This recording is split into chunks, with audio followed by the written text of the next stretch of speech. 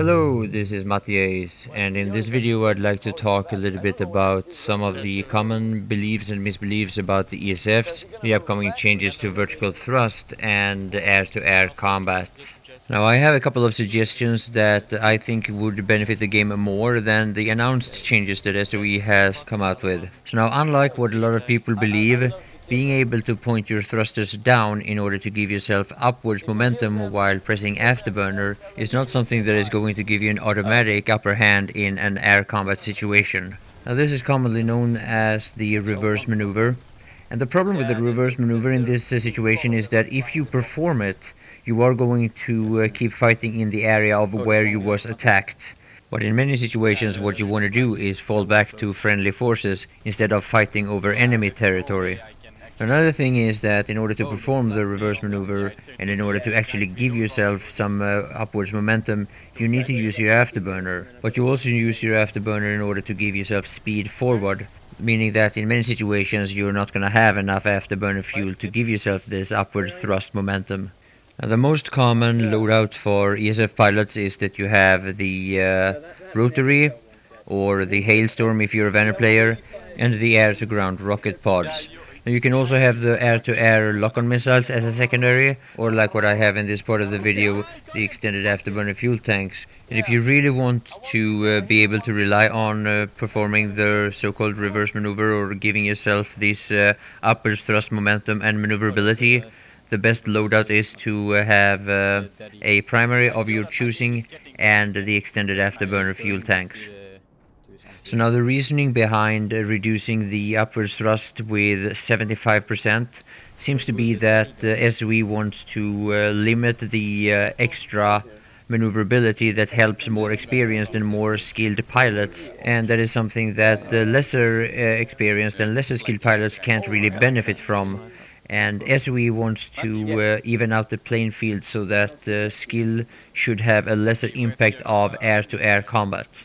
Now, first of all, I think this idea of reducing the vertical thrust is nothing but stupid, to say the least. And unfortunately, with Planetside 2, in almost all combat situations, the value of player skills can already be denied by very powerful weapons that are very easy to use already. Now, one of those weapon types is lock-on missiles, and there is basically just one type of situations where lock-on missiles are useless, and that is when your opponent has his flares ready and when he sees where you're shooting from, like in this situation. So I have a couple of suggestions that I think is better than what SOE has announced, and it begins with the sight of the Vanner sovereignty and the thrusters. As you can see with the Mosquito, which is the same as with the Reaver, you can make your thrusters point downwards, and if you would use your afterburners while your thrusters are pointing downwards, you will give yourself that extra boost to your upwards thrust. Now once you start picking up speed forward, your thrusters will point backwards, and that is the indication of you picking up speed and gaining more speed if you use your afterburner. Now this works the same with all three ESFs, but it's not visible on the site. So in order to help Vanner players who are new at flying, I would suggest that they made the thrusters of the site move just the same way as they do with the Reaver and the Mosquito. Now the ESFs, and especially the ESFs with the rocket pods, is one of the most debated and controversial weapon and vehicle combination in this game.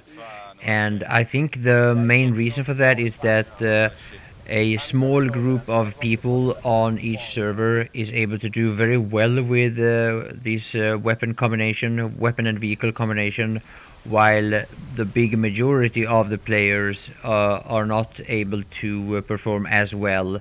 So now I've been part of the debate of the ESFs since beta, and the thing is that even though you can do just as well with harassers, tanks and maxes for example, in order to consistently do well with an ESF you have to spend a lot of time with it, and unlike what a lot of people seem to believe is that you are not likely to consistently do well if you are lone wolfing with an ESF, at least not in my experience. So now, aside from the specific changes to the site, there are a couple of other things that could be implemented in order to make it easier for pilots that are new to this game.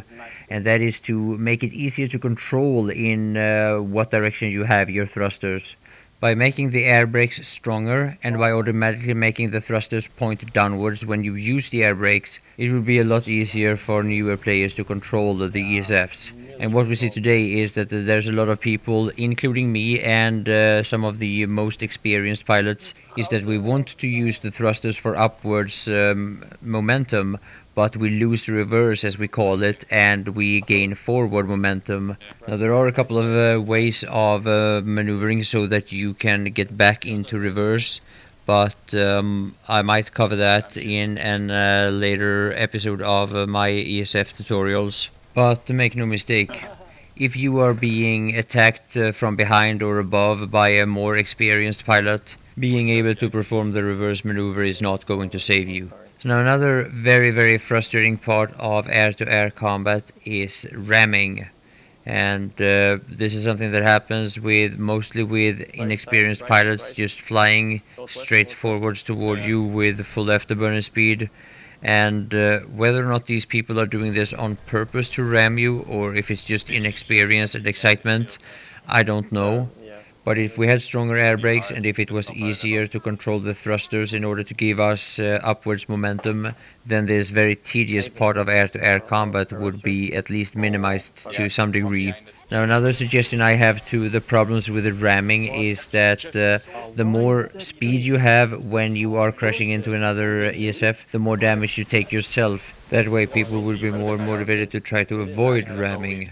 So now there are a few different ways that people look at ramming. I would say that the more experienced pilots and the people that actually enjoy flying, they look at ramming as a problem and a problem that would like to see solved, while people that don't like flying or people that want to cause frustration for pilots, they want to keep ramming as a viable strategy, and they would most likely also want this to be something that you would get rewarded for. And another side note that I just want to bring up now, if you are an inexperienced pilot when it comes to air-to-air combat, focus at your nose gun. Don't use the rocket pods because they are very unreliable in air-to-air combat, and even though you might have seen me do it in several of my older videos, this is something that experienced pilots can do in some situations, but most likely are that in situations where you are comfortable that you will win anyway. Focus at the nose gun, focus at the rotary or the default gun. It takes quite a long time before you can aim while maneuvering, and you also need to know how to lead. And the whole thing about maneuvering, aiming, leading, and doing that in the different types of situations, this is for all pilots an ongoing process, and we all have our ups and downs.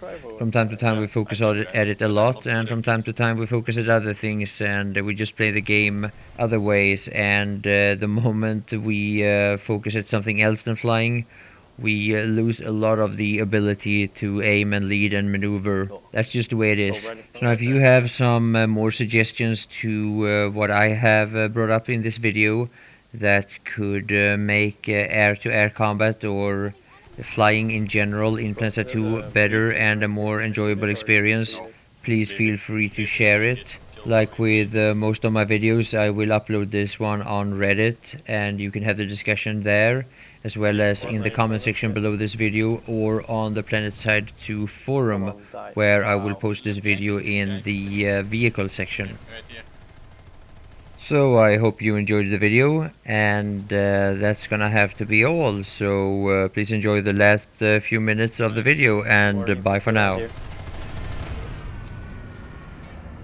You're trying to kill this Vanguard? Get away, Vanguard. What? Work, stupid repair. Oh, it's not repair. Yeah, no. Fuck, Max is up there, I think.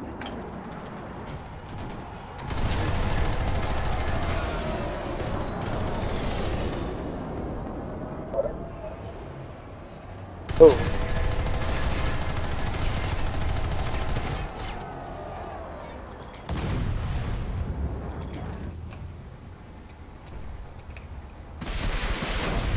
Really true, you have to teach me all the new camping spots now. Yeah, I think it's this side of the map. sometimes it's not as prowler friendly as the southern part of the map. Definitely not.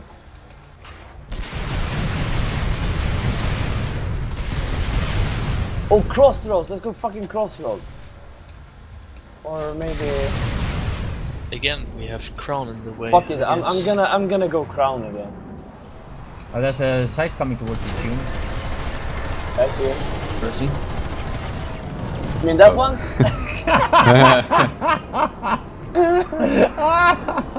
Martin, you shouldn't say things like that. Yeah, I shouldn't know. That's a fucking You stupid. should just shut up. You know I'm gonna steal it then. Yeah, I know. You're such a fucking ninja.